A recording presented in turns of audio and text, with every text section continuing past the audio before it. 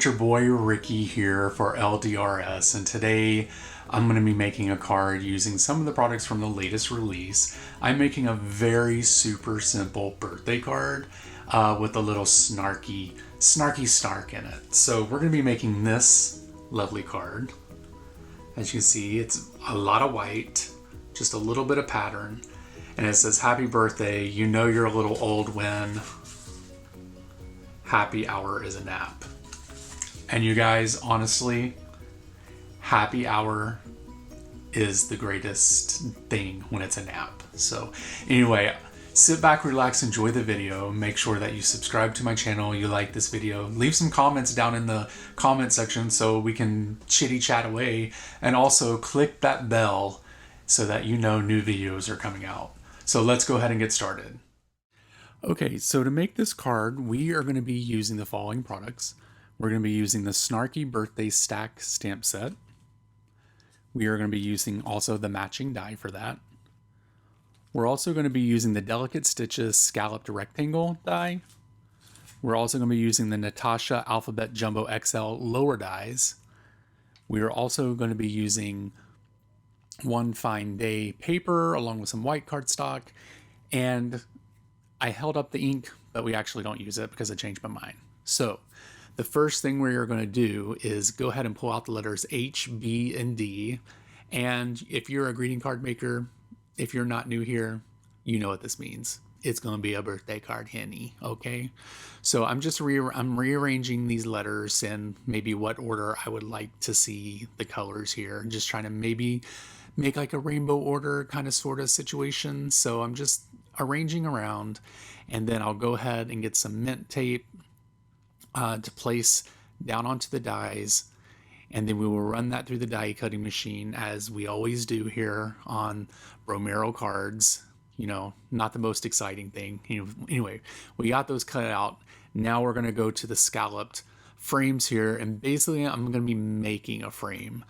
And how I'm going to do that is put out the lower frame here, and then I'll put in the innermost frame to this and get this all nice and evened, making sure that we're all even on all sides here.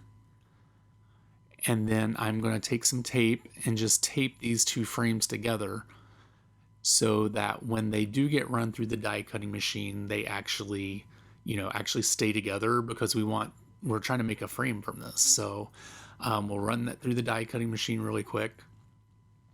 And then once we do that, we will actually do this, I believe 4 times. I do this 3 or 4 times. So anyway, there's the frame. And then we will also do it, I think it's twice more I do this. And we'll just run that through the die cutting machine again as well. And then once we're done, we are going to go ahead and start gluing all of these frames together. So here I am just taking some glue and putting it all along the sides.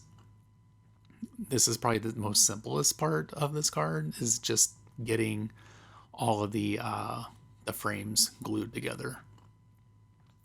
So there we go, we have that. And then we will stack all of these bad boys together. Nothing hard, pretty easy, simple card. I think this card took a total of 22 minutes to make. Of course, I cut down a lot of it because you don't need the scene to clean up between each time I go to do a different part of the actual video.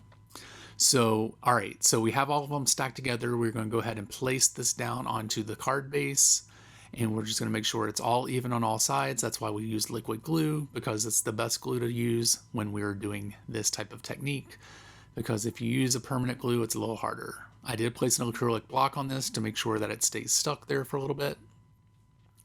And then we are going to start putting some foam tape all on the back of all 3 of those letters. All 3. So many letters. Super easy here. So we went ahead and did that. And now we are going to stamp out the sentiments. I love this because they're sentiments all in one block. You cut them all out at one time. You use the one you want. You save the other ones for a later time. Amazing. I love it. It's a little off frame here. Sorry about that. But I think you'll get the idea. So we're going to rub that stamp down because it's the first time I've used it. And we just want to prime it a little bit. And then we're going to use our anti-static little buddy tool here to make sure that none of the embossing powder sticks to the paper once we get this stamped out. We're going to use some embossing ink here to get this nice and covered.